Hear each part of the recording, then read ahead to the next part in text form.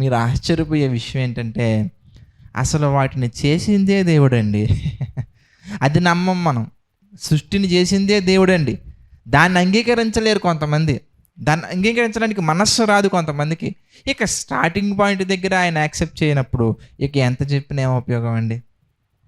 ఈరోజు మనం మాట్లాడుకోబోయే అంశంలోకెళ్ళి కొన్ని విషయాలను క్షుణ్ణంగా మనం పరిశీలించినట్లయితే, దేవుని యొక్క బలాతిశయం ఎంత గొప్పది, ఆయనకున్నటువంటి శక్తి ఎంత గొప్పది అనే విషయాలు ఒక్కొక్కటి మనం చూద్దామండి. ఇక మనిషి యొక్క తల వెంట్రుకల గురించి కూడా మనం ఆలోచించినట్లయితే మత్తయి సువార్తలో 10వ అధ్యాయంలో ఒక సందర్భం ఉందండి.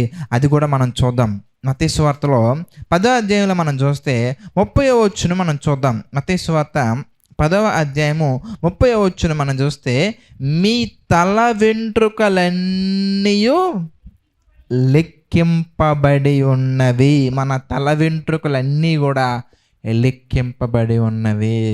అంత పెద్ద యూనివర్స్లో అన్ని నక్షత్రాలను లెక్కించి వాటికి సమూహములుగా విడదీసి వాటికి పేర్లు పెట్టి కాలాన్ని బట్టి తీసుకొచ్చినటువంటి దేవుడు మన తల వెంట్రుకలు లెక్కించడం ఒక పెద్ద లెక్కే కాదులే. కానీ ఈరోజు మనం ఆలోచించాల్సినటువంటి విషయంలోకి వెళ్ళి కొన్ని బేసిక్స్ మనం ఆలోచించిన తర్వాత ఒక ప్రశ్న మనకి ఎప్పుడు వస్తూ ఉంటుందండి. యేసుప్రభు వారు గొప్పవాడు కదా, యేసుప్రభు వారు చాలా శక్తిమంతుడు కదా, మరి ఆయన ఎందుకు తనను తాను కాపాడుకోలేకపోయాడు? ఈ ప్రశ్న ఈ కాలంలోనే కాదండి, ఆ కాలంలో కూడా ఆయనతో ఆయనతో కూడా సిలువ వేయబడినటువంటి దొంగలలో ఒక దొంగ మాట్లాడతాడండి. యేసు క్రీస్తు, నీవు రక్షించుకొని మమ్మల్ని రక్షించుమయ్యా అంటూ ఉంటారండి కొంతమంది. అంటే అక్కడ దొంగ బుద్ధి అప్పటి నుంచే ఉంది. ఈ దొంగ బుద్ధి, దొంగల బుద్ధి అంటారు దీన్ని.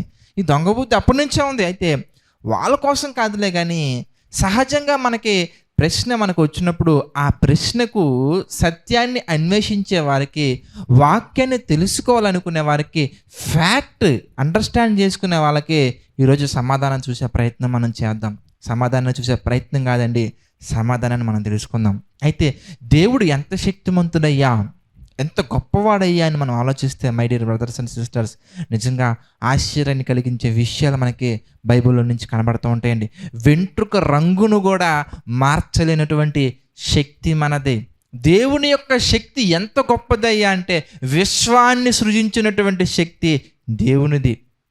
కేవలం ఒక మనిషి యొక్క తల మీద ఉన్న వెంట్రుకలు, తలస్నానం చేస్తే రాలిపోయే వెంట్రుక రంగును కూడా మార్చలేనటువంటి బలహీనమైన శక్తి మనదనుకుంటే ప్రియులారా, విశ్వాన్ని సృష్టించి అందులో సమస్తాన్ని సృష్టించి అందులో సమస్తాన్ని నడిపించే గొప్ప శక్తి గలవాడు మన దేవుడు.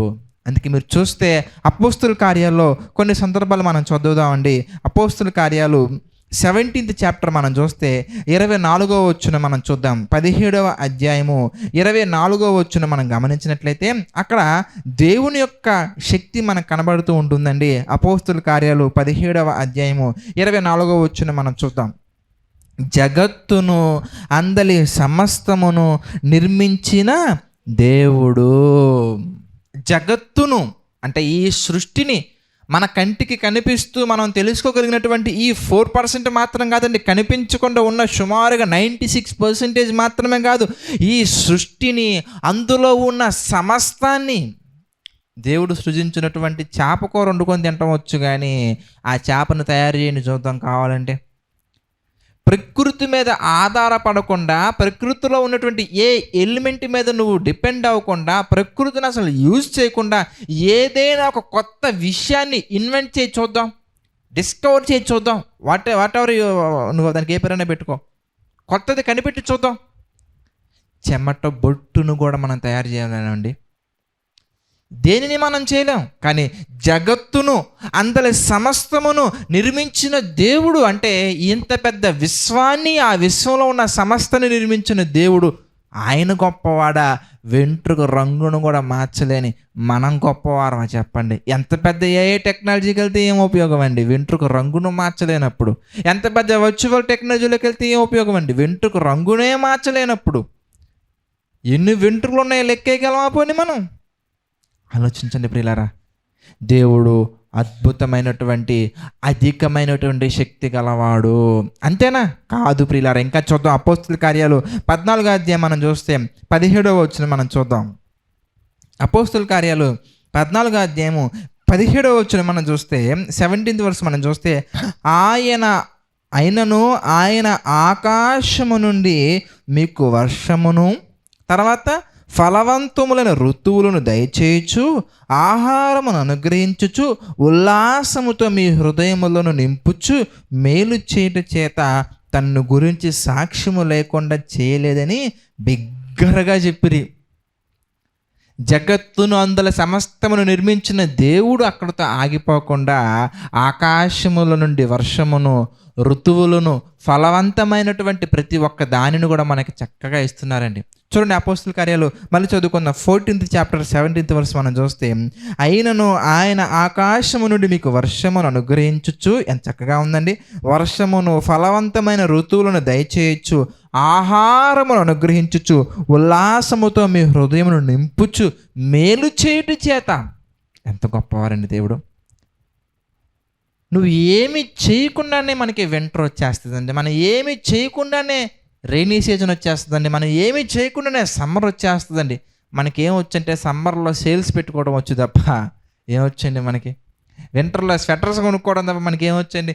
కానీ ఆ వింటర్ని, రైనీ సీజన్ని, తర్వాత సమ్మర్ని, ప్రతి ఒక్క దాన్ని కాలానుగుణంగానే తీసుకొచ్చి సమ్మర్లో మంచి మ్యాంగోస్, కాలాన్ని బట్టి సీతాఫలాలు, కాలాన్ని బట్టి జామకాయలు, కాలాన్ని బట్టి రకరకాల ఫ్లవర్స్, కాలాన్ని బట్టి రకరకాల మంచి ఎక్స్పీరియన్సెస్ దేవుడు మనకి ఇస్తూ, మేలు చేయుట చేత మన హృదయాన్ని నింపుచు, ఉల్లాసముతో మనకి మంచి మంచి ఎక్స్పీరియన్స్ని దేవుడు మనకు దయచేస్తూ ముందుకు తీసుకెళ్తున్నాడంటే ఇది కేవలము దేవుని వలన మాత్రమే సాధ్యపడుతుంది.